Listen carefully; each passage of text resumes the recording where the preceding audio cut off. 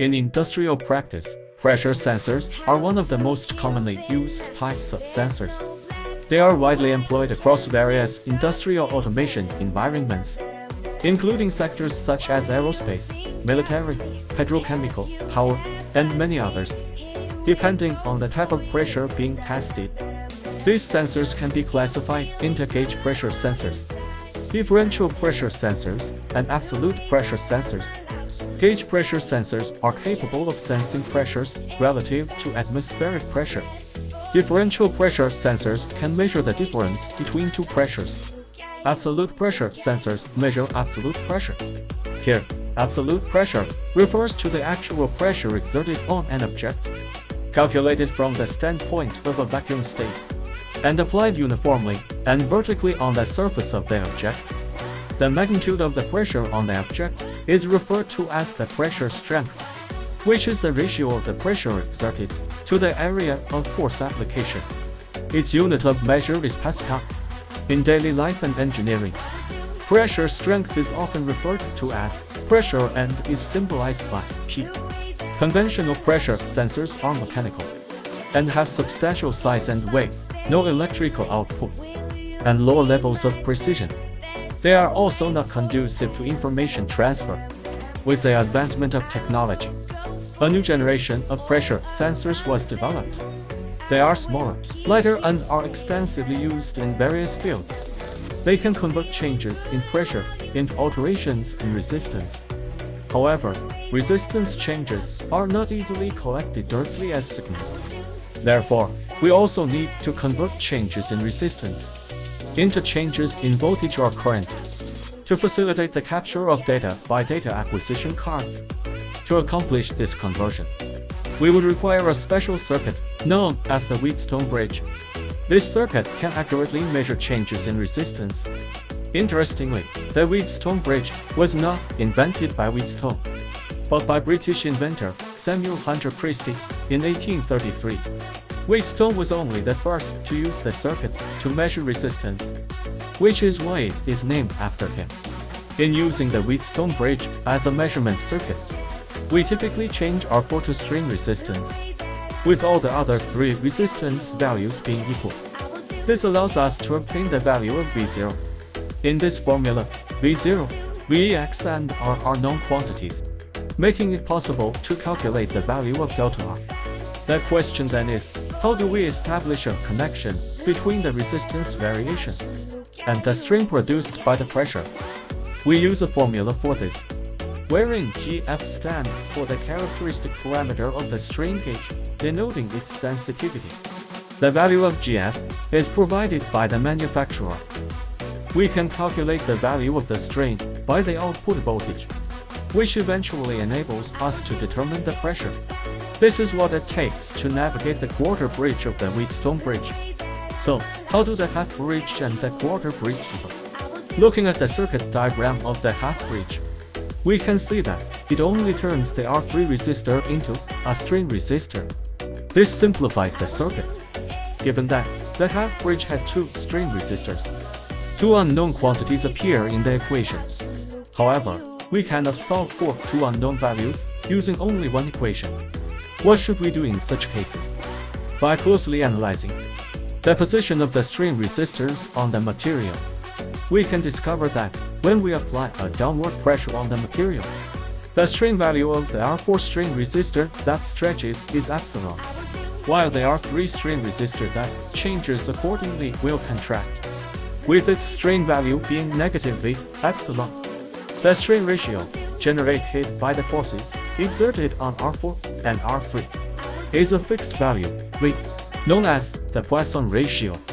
According to the equation, we can represent delta R2 using delta R1. Then, by using the output voltage, we can calculate the strain value.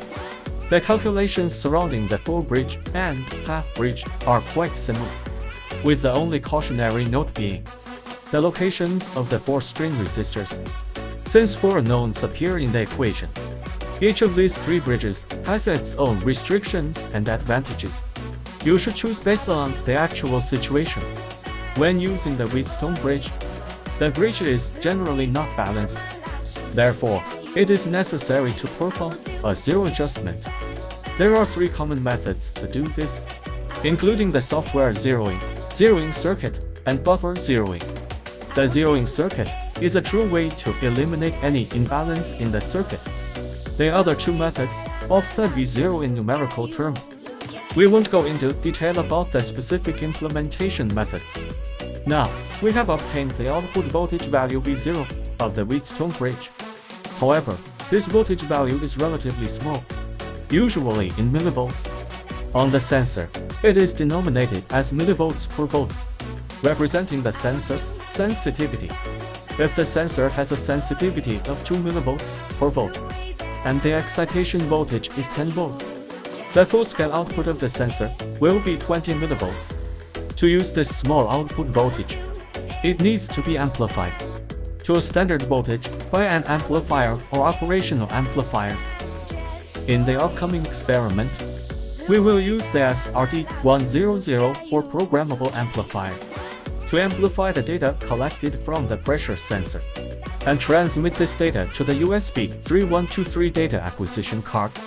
The SRT100 for programmable amplifier can be used either by software or a dip switch to control the magnification, and it can also provide a 5 volts DC power supply for the sensor to set up the amplifier accordingly. First, flip the switch EN to enable control of the amplifier by the dip switch for magnification adjustment. Then, flip switches number 1 and number 2 at PGA0 to set the PGA0 amplification multiple to 1000 times. The pressure sensor we are using has a sensitivity of 2 millivolts per volt and a range of 5 kg. In this experiment, we are providing a voltage of 5 volts to the sensor, so the full load output is 10 millivolts. Amplifying the sensor output voltage 1000 times means the maximum output voltage would be 10 volts, which complies with the range of the acquisition card. This shows that the amplification multiplication of the amplifier is appropriate. Now, let's look at the connection schematic to see how to connect all these components together. First, connect the power line of the sensor with the power supply of the amplifier. Then, connect the positive and negative signal lines of the sensor to the positive and negative signal input ends of the amplifier. Once done, connect the output signal end of the amplifier to the AI0 end of the acquisition card. And at the same time, join the GND end of the amplifier to the AI sense end of the acquisition card. Also remember to short the AI sense end of the acquisition card with the GND end.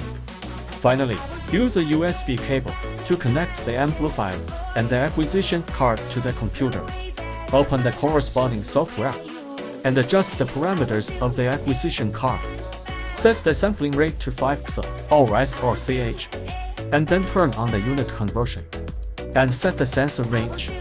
The upper limit is 5000 and lower limit is negative 5000. The output voltage, lower limit is negative 10 volts and upper limit is 10 volts. And the unit is in grams.